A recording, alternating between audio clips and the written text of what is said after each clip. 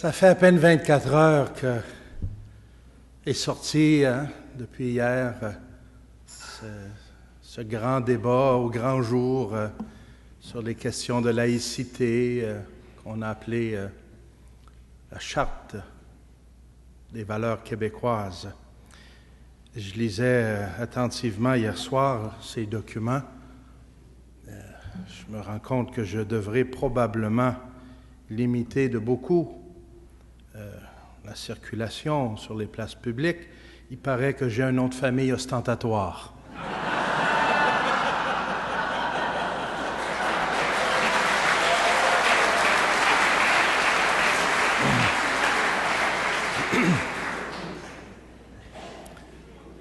Sérieusement,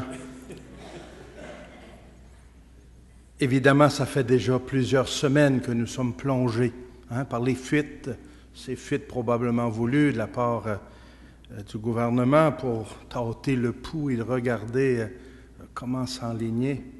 Et ce qui s'annonce dans les prochaines semaines, les prochains mois, sera d'autant plus intense comme débat. Je pense, chers amis, que nous avons une excellente opportunité. Les temps sont favorables pour témoigner, rayonner et vivre en plein jour ce que nous sommes appelés à être, les témoins lumineux de l'amour, de la miséricorde, de la vérité de Jésus-Christ. Et ça se fait pas de façon ostentatoire. Ça se fait dans la vérité de la vie de tous les jours.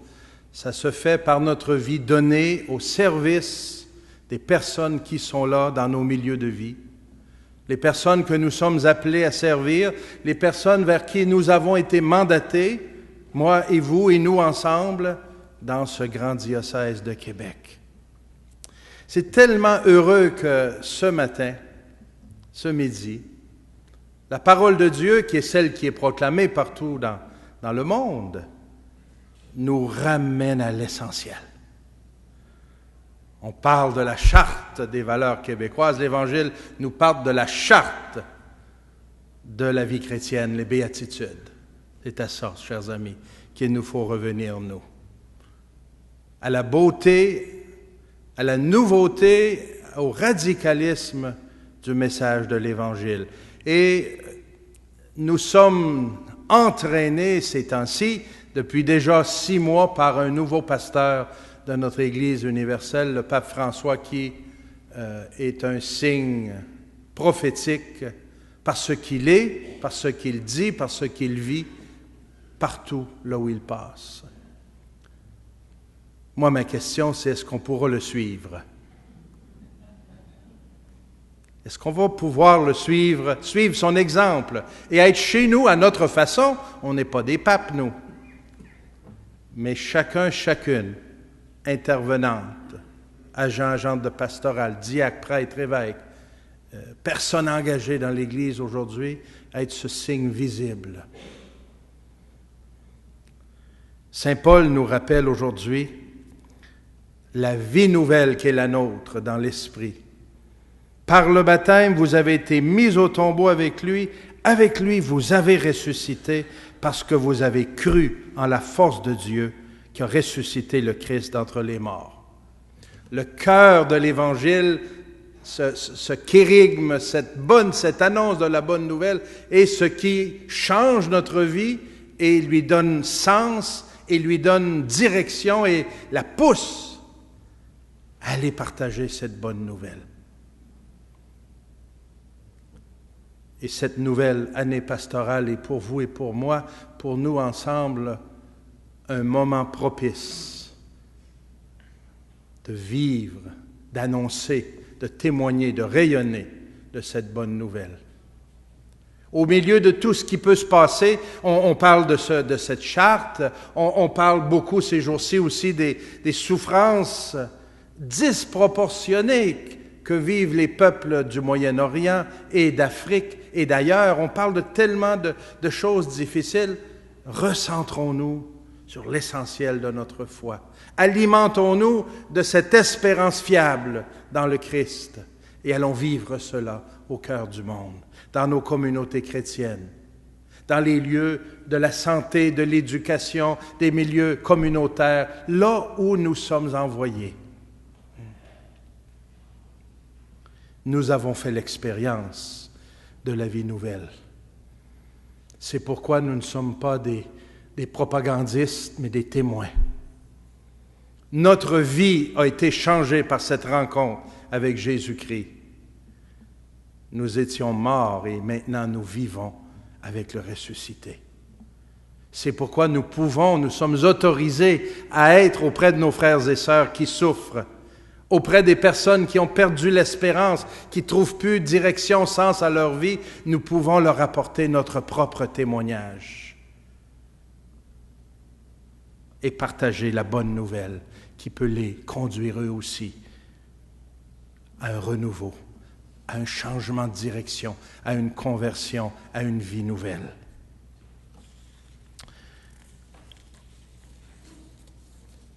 Au milieu de cette dense forêt, de cette jungle qu'on dit parfois qu'est le monde moderne, avec ses beautés, mais avec ses limites et souffrances, gardons bien en main la boussole, le nord, qui est toujours indiqué, qui est le mystère pascal.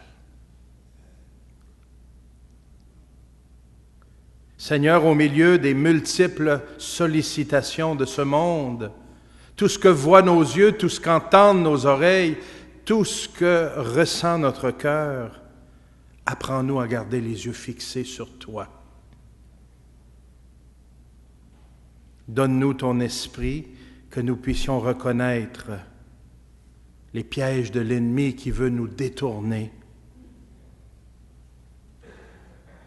Accorde-nous ta patience, ton humilité, ta douceur, pour traverser les épreuves de la vie, les nôtres, celles de nos familles, de nos communautés, dans la confiance, dans l'abandon, dans la paix. Les yeux fixés sur toi, qui est la source et le terme de notre appel. Aujourd'hui, dans l'Évangile, Jésus à nouveau nous montre le chemin du bonheur authentique, là où il se trouve. Dans la version de Luc que nous avons entendue, les béatitudes viennent accompagnées par les pleurs de ceux et celles qui n'acceptent pas le message de la rédemption, mais qui s'enferment dans une vie autosuffisante, égoïste. Avec les béatitudes et les pleurs, Jésus fait une application de la doctrine des deux chemins, le chemin de la vie et le chemin de la mort. C'est classique. Il n'y a pas de troisième chemin. C'est la vie ou sous la mort. Et déjà dans le Deutéronome, on est invité, choisis donc la vie. Dieu veut qu'on choisisse la vie. Il est là pour nous aider à choisir la vie. Et nous sommes là pour aider nos frères et sœurs, quelles qu'elles soient, ces personnes, à choisir la vie. Choisir le chemin qui conduit à la vie, Jésus-Christ. J'aimerais inviter un témoin, un sage, à partager avec nous quelques moments. Un sage qui a été témoin de la puissance de l'Évangile et d'une présence d'Église au cœur de souffrances atroces, au cœur de deuil, au cœur de la mort.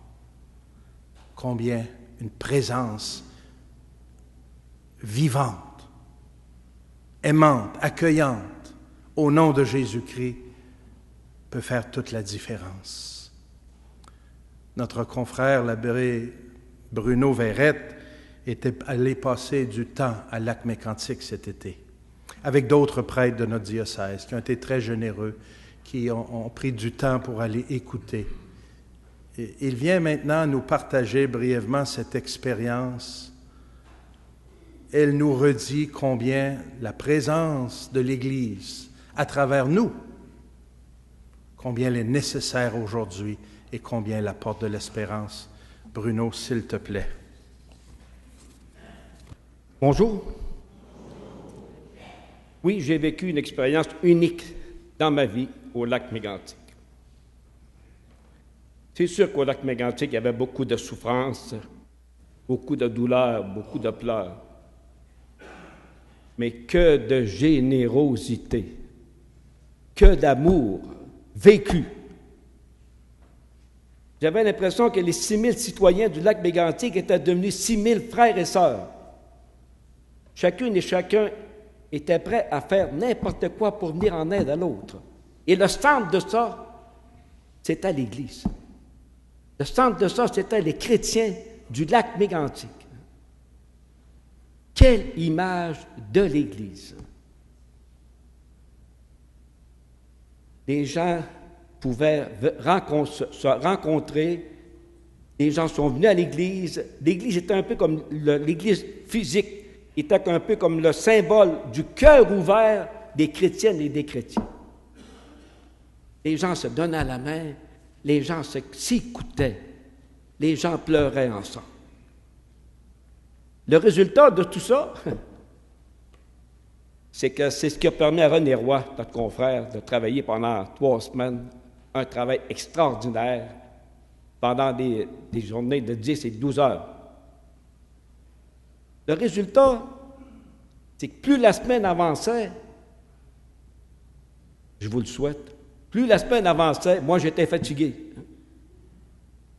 On recevait tellement d'amour, tellement de générosité. C'était incroyable, ça nous supportait.